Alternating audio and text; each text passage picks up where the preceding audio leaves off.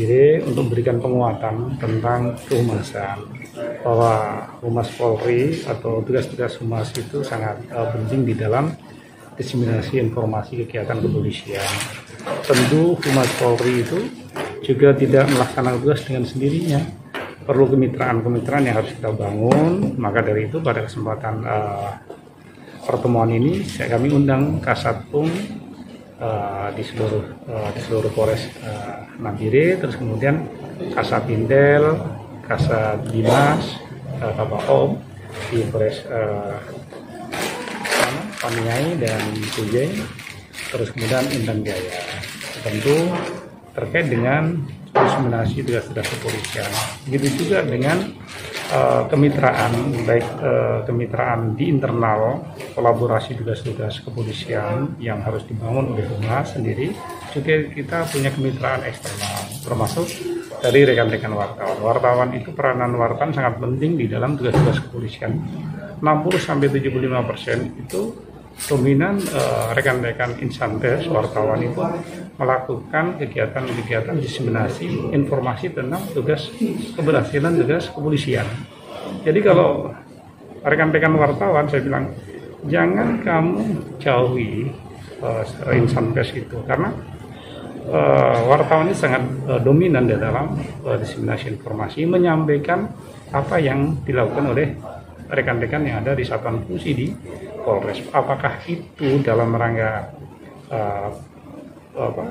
penegakan hukum ataupun kegiatan-kegiatan harakan dinas, seperti kegiatan sosial yang dilakukan oleh satuan dinas, kegiatan-kegiatan pengaturan yang dilakukan oleh lalu lintas dan sabara, atau kegiatan harakan dinas lainnya. Jadi jangan tinggalkan rekan-rekan wartawan, karena beliau-beliau itulah yang berpartisipasi aktif untuk memberikan kabar kepada khalayak umum tentang situasi dan kondisi dan kinerja kepolisian di mana saja.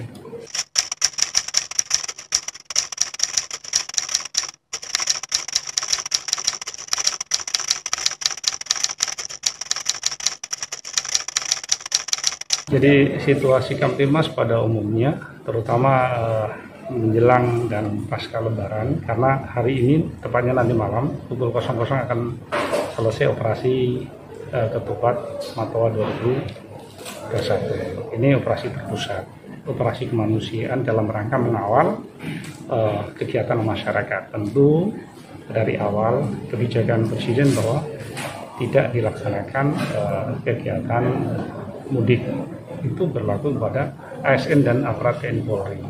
Begitu juga menghimbau kepada masyarakat untuk juga tidak mudik, karena untuk memotong mata rantai penyebaran COVID. Maka ada hal-hal yang dilakukan oleh aparat kepolisian, apakah penjagaan ataupun patroli di tempat-tempat yang biasanya dilakukan pasca Lebaran, seperti tempat hiburan, tempat wisata dan sebagainya. Kita coba untuk memenggal penyebaran COVID itu untuk situasi secara umum bagaimana menjelang Lebaran dan pasca Lebaran dengan terkait operasi Ketupat. Terus kemudian situasi Kamtibmas pada umumnya untuk wilayah Papua kondusif.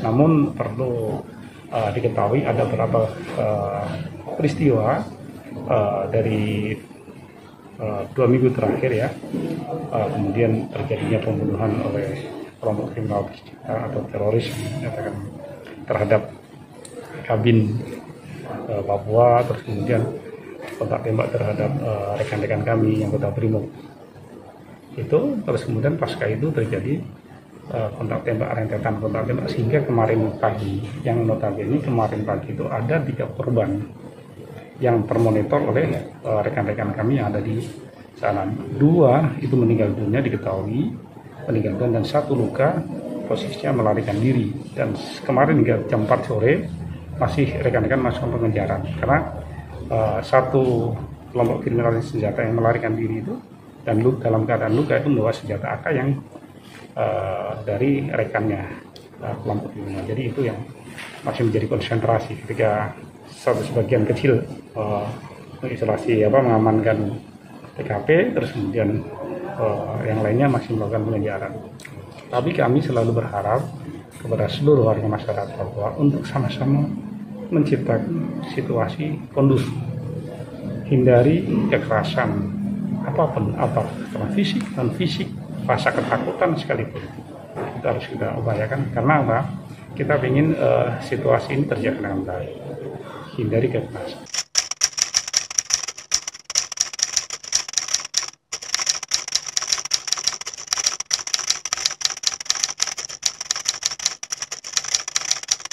Jadi untuk diketahui kemarin setelah putusan dari MK ada 3 wilayah. Satu wilayah Kabupaten Yalimo, itu ada 2 distrik dan itu setelah laksanakan PSU dan tinggal nunggu rekapitulasi di tingkat kabupaten. Terus kemudian ada 2 wilayah lagi untuk laksanakan PSU secara total, itu Kabupaten Nabire dan Kabupaten Bovendigul.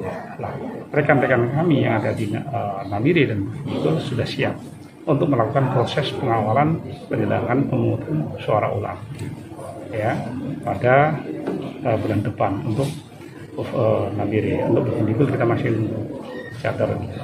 Karena kemarin juga sempat di Nabire juga ada mundur ya. Ini tentu juga menjadi pertimbangan karena situasi Kamtibmas dari waktu-waktu harus menjadi perhatian dari kami. Potensi ada di semua pihak ya, karena ini kan kelompok-kelompok atau tim ini kan tim sukses semaksimal mungkin untuk memenangkan dengan segala cara. Dengan segala cara itulah yang kita khawatirkan. Tentu bagaimana potensi-potensi kerawanan itu kita memangkas.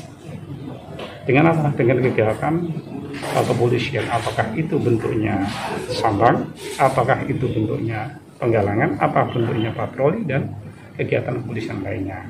Yang pasti kita juga memberikan penguatan kepada penyelenggara KPU dan perangkat di bawahnya sampai ke KPPS. Ya, itu untuk kita kawal. Jangan sampai nanti ada PSU lagi setelah ini. Cukup lelah nanti. Jadi kita juga kasihan masyarakat akan konsentrasi bagaimana setelah pelaksanaan pemungutan suara dan proses serangkaian kegiatan pemilu selesai, terus kemudian masyarakat bisa melaksanakan aktivitas lainnya. Perekonomian di wilayah 2 wilayah harus menjadi perhatian.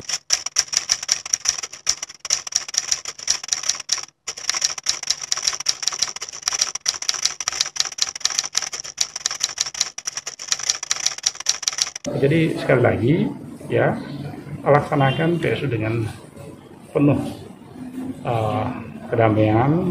Jadi tetap jaga bahwa Nabire ini adalah wilayah kita.